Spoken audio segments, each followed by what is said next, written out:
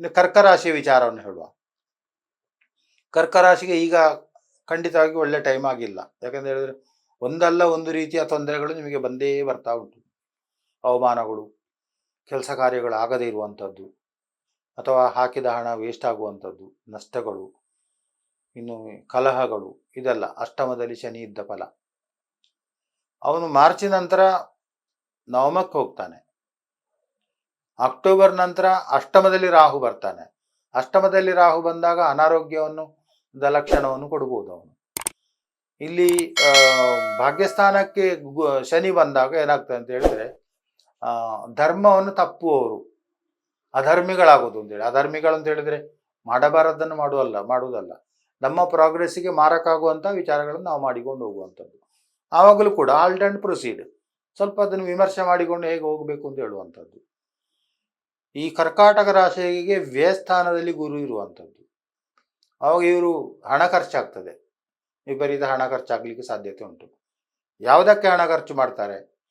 ಚತುರ್ಥ ಸ್ಥಾನವನ್ನು ವೀಕ್ಷಣೆ ಮಾಡುವುದರಿಂದ ವಾಹನಗಳಿಗೆ ಹಣ ಖರ್ಚು ಮಾಡ್ತಾರೆ, ಭೂಮಿಯನ್ನು ಖರೀದಿ ಮಾಡುವಲ್ಲಿ ಅಥವಾ ಮನೆ ಗೃಹ ನಿರ್ಮಾಣದಲ್ಲಿ ಇದಕ್ಕೆಲ್ಲ ಹಣ ಖರ್ಚು ಮಾಡ್ತಾರೆ. ಇನ್ನು ಮಿಥುನದ ಗುರು ಇನ್ನೊಂದು ದೃಷ್ಟಿ ಧನುರಾಶಿಗಿರ್ತದೆ.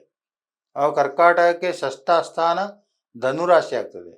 ಆರೋಗ್ಯದ ವಿಚಾರದಲ್ಲಿಯೂ ಕೂಡ ಹಣ ಖರ್ಚಾಗಬಹುದು, ಅಥವಾ ಯಾವುದೋ ವಿಪರೀತ ಬಡ್ಡಿ ಕಟ್ಟುವಂಥದ್ದು, ಸಾಲ ಏನಾದರೂ ಮಾಡಿದಿದ್ರೆ ಅದಕ್ಕೂ ಕೂಡ ಅವರ ಒತ್ತಡ ಜಾಸ್ತಿಯಾಗಿ ಅಲ್ಲಿಯೂ ಕೂಡ ನಷ್ಟಗಳು ಬರುವಂಥ ಸಾಧ್ಯತೆಗಳು ಉಂಟು. ಯಾವುದನ್ನು ಕೂಡ ನೀವು ವಿಚಾರ ಮಾಡಿಕೊಂಡು ಮುಂದೆ ಹೋಗಬೇಕು. ಇನ್ನು ಅಷ್ಟಮಕ್ಕೆ ಗುರು ದೃಷ್ಟಿ, 9ನೇ ದೃಷ್ಟಿ. ಹಾಗೆ 9ನೇ ದೃಷ್ಟಿ ಗುರು ದೃಷ್ಟಿ ಒಳ್ಳೆಯದದು.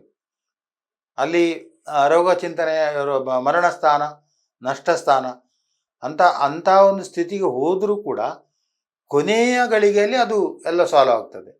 ಆವಾಗ ನೀವು ಆವಾಗ ನಾವು ಏನು ಹೇಳ್ತೇವೆ ಅಂತ ಹೇಳಿದರೆ, ನಾನು ಸುಮ್ಮನೆ ತಲೆ ಬಿಸಿ ಮಾಡಿಕೊಂಡದ್ದು ಮಾರ, ಇಷ್ಟು ಈಸಿಯಾಗಿ ನಡೀತಲ್ಲ ಅಂತೇಳಿ. ಆಗ ನೀವು ಹಾರ್ಡ್ ವರ್ಕ್ ಮಾಡೋದು ಬೇಡ, ಸ್ಮಾರ್ಟ್ ವರ್ಕ್ ಮಾಡಿ, ಪ್ರಾಬ್ಲಮ್ಗಳು ಸಾಲ್ವ್ ಆಗ್ತದೆ. ಲೇಟೆಸ್ಟ್ ಹಾಗೂ ಇಂಟ್ರೆಸ್ಟಿಂಗ್ ಸುದ್ದಿಗಳಿಗಾಗಿ ಬಾಸ್ ಟಿವಿ ಕನ್ನಡ ಚಾನೆಲ್ನ ಸಬ್ಸ್ಕ್ರೈಬ್ ಮಾಡಿ, ಹಾಗೆಯೇ ಬೆಲ್ ಐಕಾನ್ ಪ್ರೆಸ್ ಮಾಡಿ. ಇದರ ಜೊತೆಗೆ ಫೇಸ್ಬುಕ್, ಇನ್ಸ್ಟಾಗ್ರಾಮ್, ಎಕ್ಸ್ನಲ್ಲೂ ಮಿಸ್ ಮಾಡದೆ ಫಾಲೋ ಮಾಡಿ.